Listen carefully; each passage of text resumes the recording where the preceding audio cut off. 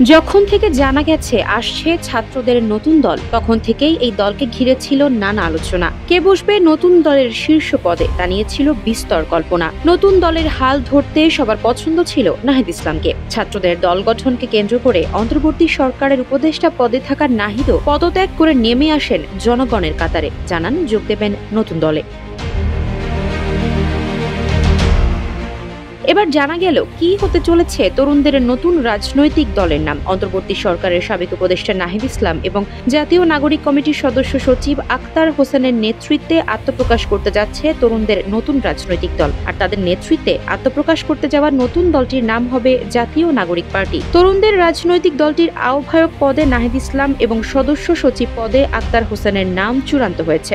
এছাড়া নাসির উদ্দিন পাটোয়ারীকে প্রধান সমন্বয়কারী, হাসনাত আবদুল্লাহকে দক্ষিণাঞ্চলের মুখ্য সংগঠক এবং সার্জিস আলমকে উত্তরাঞ্চলের মুখ্য সংগঠক পদে চূড়ান্ত করা হয়েছে। এদিকে এক ফেসবুক পোস্টে সার্জিস আলম জানিয়েছেন দলের ইংরেজি নাম হবে ন্যাশনাল সিটিজেন পার্টি বা এনসিপি।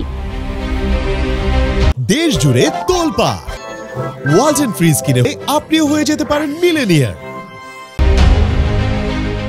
মঙ্গলবার দুপুর থেকে বিকেল পর্যন্ত রাজধানীর বাংলা মোটরে জাতীয় নাগরিক কমিটির কেন্দ্রীয় কার্যালয়ে জাতীয় নাগরিক কমিটি ও বৈষম্য বিরোধী ছাত্র আন্দোলনের যৌথ বৈঠক হয়। সেখানেই এসব সিদ্ধান্ত হয়েছে। বৈঠকে অংশ নেওয়া জাতীয় নাগরিক কমিটির দায়িত্বশীল 4 জন নেতা দলের নাম ও যেসব পদের নেতৃত্ব চূড়ান্ত হয়েছে সেগুলো নিশ্চিত করেছেন। নতুন কমিটি আগামী জাতীয় সংসদ নির্বাচন পর্যন্ত নেতৃত্ব দেবেন বলে জানা গেছে। বৈঠক সূত্র জানিয়েছে জ্যেষ্ঠ যুগ্ম আহ্বায়ক ও জ্যেষ্ঠ যুগ্ম সদস্য সচিব পদে একাধিক প্রার্থী থাকায় এসব পদের নেতৃত্ব এখনো চূড়ান্ত হয়নি। শুক্রবার জুমার নামাজের পর সংসদ ভবনের সামনে মানিক মিয়া অ্যাভিনিউতে জমায়েতের মাধ্যমে বহুল আকাঙ্ক্ষিত দলটির আত্মপ্রকাশ ঘটবে। শুরুতে 151 সদস্যের আহ্বায়ক কমিটি হবে। এই কমিটিতে জাতীয় নাগরিক কমিটি ও বৈষম্য বিরোধী ছাত্র আন্দোলন থেকে অন্তত 110 জনের বেশি যুক্ত হচ্ছেন। এছাড়া থাকছেন কয়েকজন পেশাজীবীও। জুলাই আন্দোলনের নেতৃত্ব দেওয়া সম্মুখ যোদ্ধাদের স্থান দেওয়া হয়েছে গুরুত্বপূর্ণ পদগুলোতে। এছাড়াও জুলাই আন্দোলনে আলোচিত নারী নেতৃত্বা নতুন দলে জায়গা পেতে পারেন বলে জানা গেছে।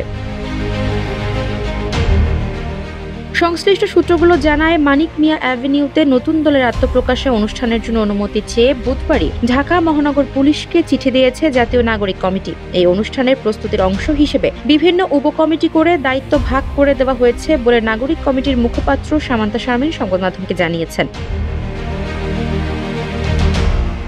নতুন দল গঠনের প্রক্রিয়ায় নেতৃত্ব দিচ্ছে জাতীয় নাগরিক কমিটি। শুক্রবার দলের আত্মপ্রকাশের পরও জাতীয় নাগরিক কমিটি থাকবে।